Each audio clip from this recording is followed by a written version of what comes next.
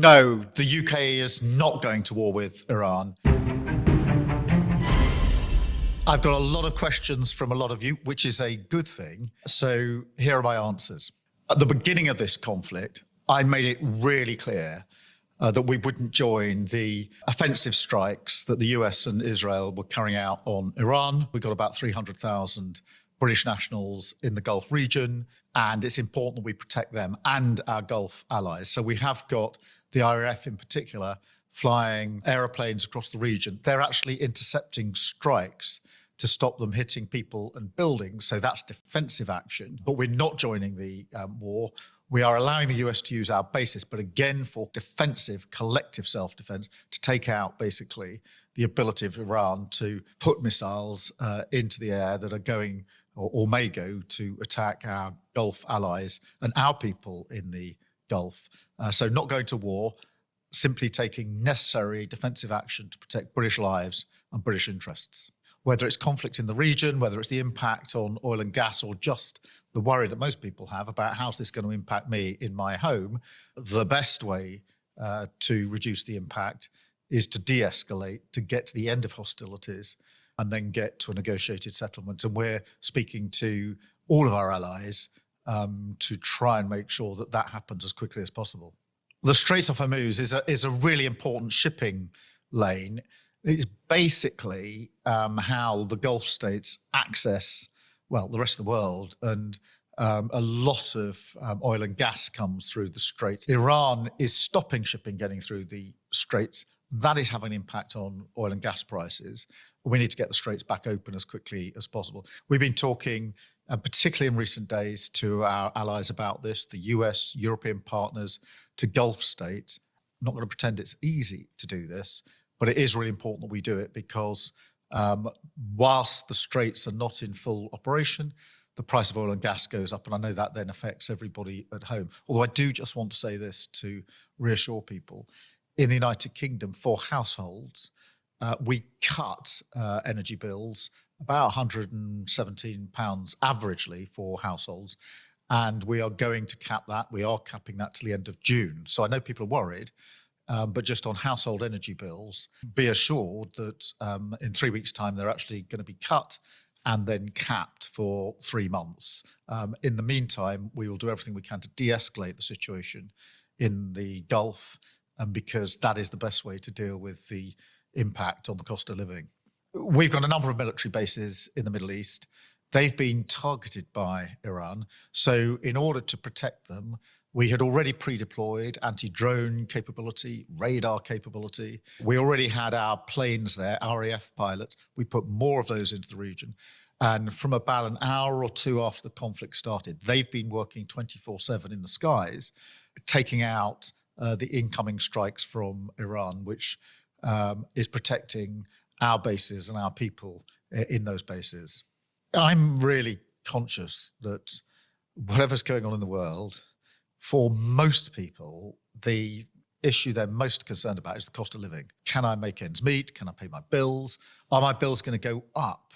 And there's a real sense of worry about that. Now, I get that because when I was growing up, we didn't have enough money to pay our bills. And therefore, we literally had to sit around our kitchen table discussing how we would cope. So I know what that anxiety feels like. It's sort of knot in the stomach when you know you can't pay the bills. That's why this government has said that dealing with cost of living is the number one priority. We have decided at the last budget to take money off energy bills. On average, for households, about £117. It'll vary a bit, but that's the average.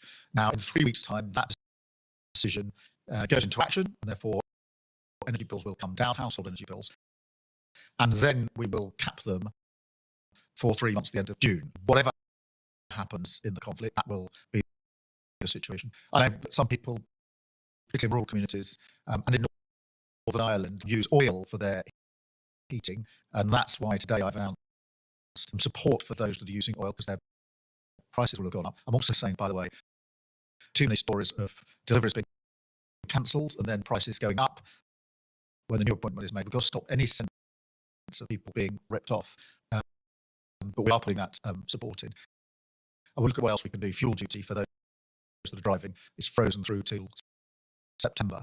In an uncertain world, those are certainties. Those are some of the things we're doing in relation to the cost of living. No, the UK is not going to war with Iran. I've got a lot of questions from a lot of you, which is a good thing. So here are my answers.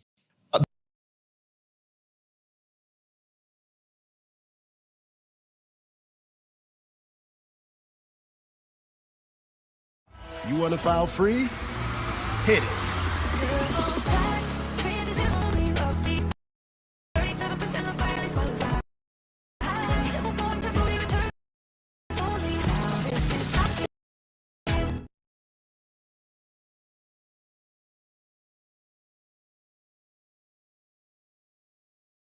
Lose 45 pounds and become unrecognizable by summer. On Monday, March 16th, We're starting the chair Tai Chi flow for beginners. Disappear for a month. On Monday, we're starting the Chair Tai Chi Challenge for men over 50. Just 7 minutes a day to boost your senior energy. Get your printable guide now. I was laughing at my dad doing chair Tai Chi until I saw him after a couple of weeks. My dad can't lose weight with seated Tai Chi, so it's a scam. Oh, no, not at all. He's probably just not doing it correctly. Most men try seated Tai Chi without proper guidance, and that's exactly why they don't see. Good evening, everyone, and thank you for joining us this Saturday. We begin with breaking news in the war in Iran, now entering its third week. Hundreds have been killed, millions displaced, billions of dollars spent, the war expanding across the region. The U.S. military says 13 service members have been killed. Tonight, President Trump renewed calls for countries that rely on oil flowing through the Strait of Hormuz to send warships to secure the shipping route. The strategic waterway now largely blocked for oil exports. CBS's Charlie D'Agata is in Tel Aviv and leads us off tonight. Charlie, good evening. Good evening, Jerika. Tonight, President Trump is calling on countries from the UK and France, South Korea and Japan, even China, to help keep open the Strait of Hormuz, that vital shipping lane, as Iran tries to strangle the flow of oil from this region.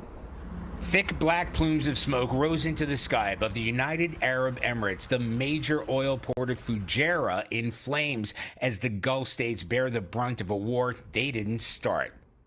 President Trump said a U.S. bombing raid totally obliterated military targets on Iran's Karg Island, a key oil facility, while leaving its energy infrastructure untouched. Iran, in turn, threatened to target U.S.-linked regional oil facilities. It's already attacked at least 16 tankers and other vessels. In Iraq, smoke was seen coming from the vicinity of the U.S. Embassy compound in Baghdad's Green Zone. We're also learning more tonight about some of the 6 American aircrew killed when their KC-135 refueling aircraft crashed in an apparent mid-air collision over Iraq on Thursday. Tech Sergeant Tyler Simmons, 28, of Columbus, was one of 3 Ohio Air National Guard members to have died, according to his family. Sergeant Simmons was a boom operator. This video showing him refueling a fighter jet mid-flight.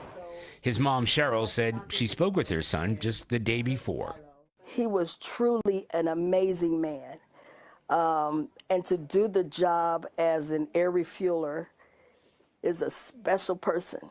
He's just that guy, and he would do anything for you. While in Iran, Red Crescent workers recovered the bodies of the latest round of U.S. airstrikes, the death toll climbing to more than 1,400, according to the regime. So Pentagon sources tell CBS News that among thousands more U.S. troops that are on their way to the Middle East is a contingent of around 2,500 Marines. Jerika spent plenty of time on those amphibious ships, and a ground assault is just one of the options that they're trained and equipped for. Charlie D'Agata in Tel Aviv, thank you. That's the sound of an American oil company hard at work. No, the UK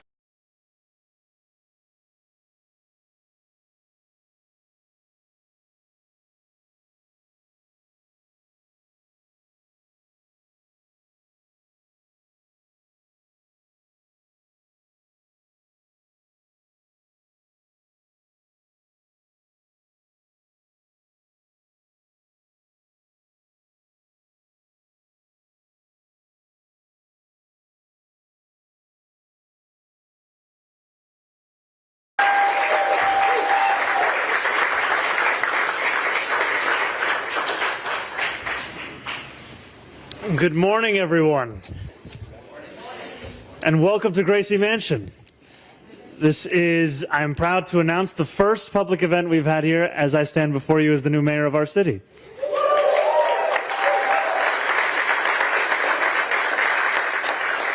So before I begin, I would like to acknowledge a few members of our administration. We have our first deputy mayor, Dean Fuleihan, is here with us.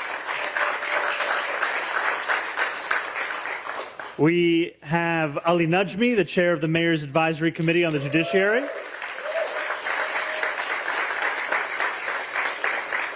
We have our Commissioner of International Affairs, Ana Maria Archilla.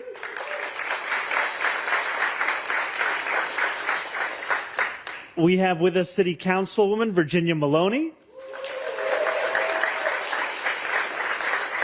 And our esteemed former Congresswoman Carolyn Maloney. We have our former council member, Danny Drum.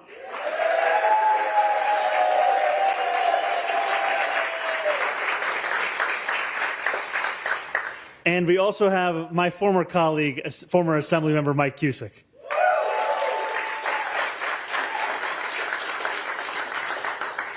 It is truly such a pleasure to mark this holiday with each of you. And it is such a privilege to be joined by a leader who I know we all, as well as millions more in Ireland and countless others across the world, have looked to for leadership and for wisdom, who has made solidarity into a living, breathing thing. Please join me in a round of applause for former President Mary Robinson.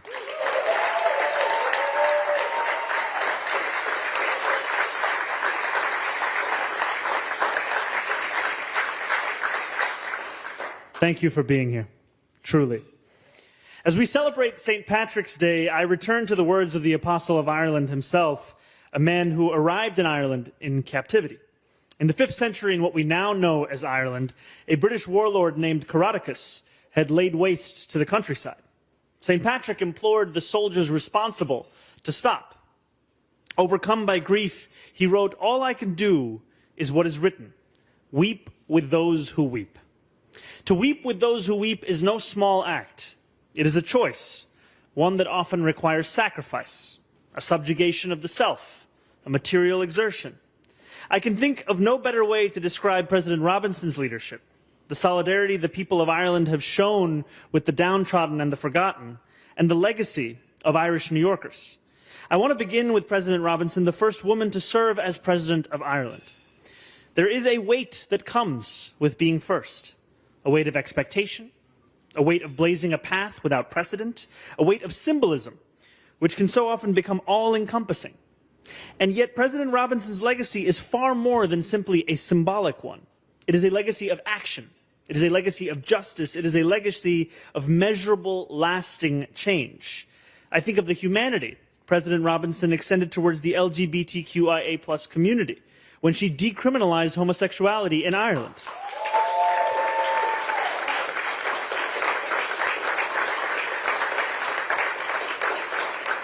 It was an act of immense leadership, one that demanded vast political will. I think of her lifetime commitment to climate action, which you may see here embodied by the pin that she has now put on, and her refusal to flinch from how the fight against the climate crisis is fundamentally a fight for justice. And I think of so much more, how she transformed the lives of so many Irish women at every stage of her career, how she advocated for workers, how she fought for reproductive rights, and I think also of how she stood steadfast alongside the people of Palestine.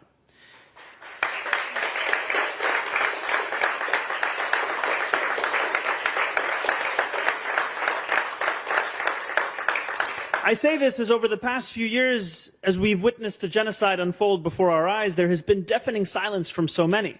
For those who have long cared about universal human rights and the extension of them to Palestinians, silence, however, is nothing new, for Palestinians are so often left to weep alone. Yet former President Robinson has never been silent. Not when she was president, not when she was High Commissioner for Human Rights, and not in the decades since. As she once said, commemoration is a moral act. Her solidarity is many things: unwavering, sincere, and chief among them, Irish. Irish solidarity is no coincidence. Who can better understand those who weep than those who have been made to weep for so long? The story of the Irish, both in Ireland and in New York City, is at one time a story of oppression, of subjugation, and of discrimination. As we know, it was on Irish soil that the British Empire developed their colonial project. So much of the exploitation later imposed elsewhere across the world was first honed in the plantations of Ireland. And yet when I think of the Irish, I do not think first of oppression. I think of resistance. I think of unity. I think of corned beef and 96-minute Troy Parrott goals and the Pogues' fairy tale of New York. Above all, I think of that solidarity. When Irish immigrants arrived in New York City, they were so often barred from employment and from housing. Signs plastered across storefronts read, "Help wanted, no Irish need apply." And yet while Irish New Yorkers were, in the poetry of Evan Boland, long suffering in the bruise-colored dusk of the New World, they did not grow discouraged. They banded together.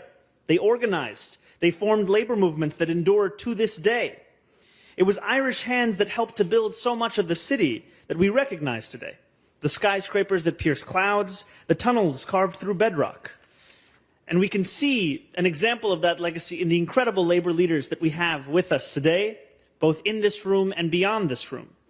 And as we celebrate St. Patrick's Day together, and as I belatedly acknowledge our State Senator Brian Kavanaugh as well,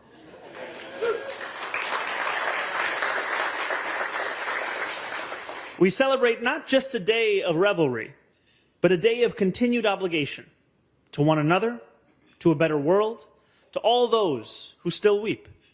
And I want to thank President Robinson again for joining us. I want to thank the people of Ireland who have taken a past of suffering and used it to fight for a future of justice.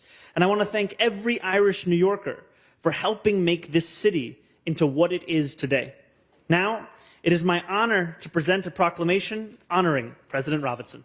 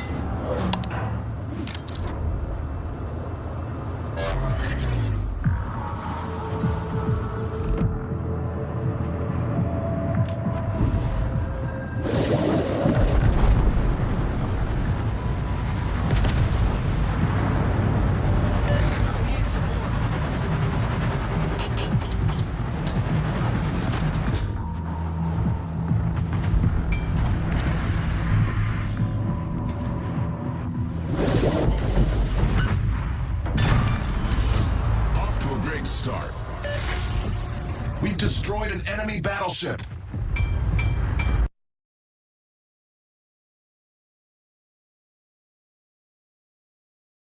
Thank you.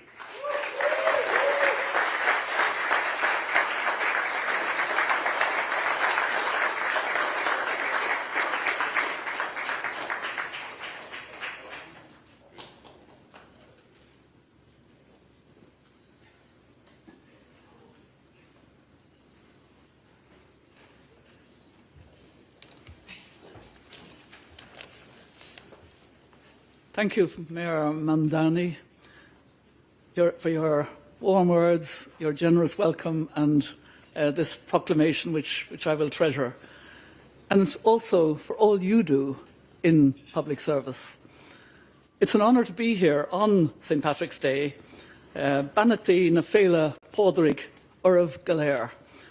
St. Patrick's Day is known around the world as a celebration of Irish culture, music and laughter.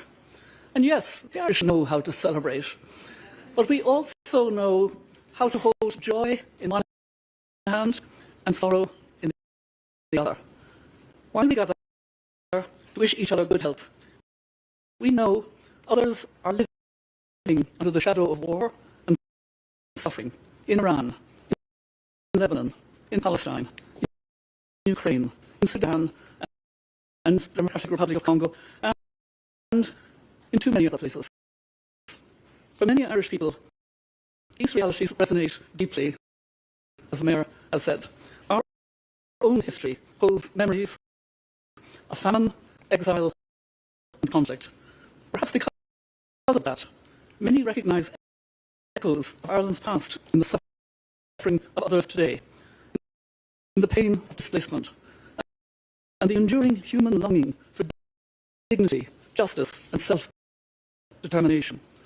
We also mark Women's History Month, where we're reminded that courage has often meant speaking when others are forced into silence. Not everyone has the safety, access, or privilege to raise their voices. But those of us who do must use it wisely and stand steady with one another. Like trees in a forest, we shelter each other when the winds grow strong and offer one another light when the way forward feels dark. This is captured in the old Irish proverb, "Is our scachela a warren medini?" It is in each other's shelter that we flourish. And Article 29 of the Universal Declaration of Human Rights reminds us that our rights are realised not alone, but in our duties to the community. We gather during a sacred season for many. Muslims are observing Ramadan, Christians Lent, and Jewish communities are nearing the close of the month of Adar. These traditions invite reflection, humility, and compassion. Yet we are also seeing divisions deepen along lines of ethnicity and faith, divisions that ultimately serve no one.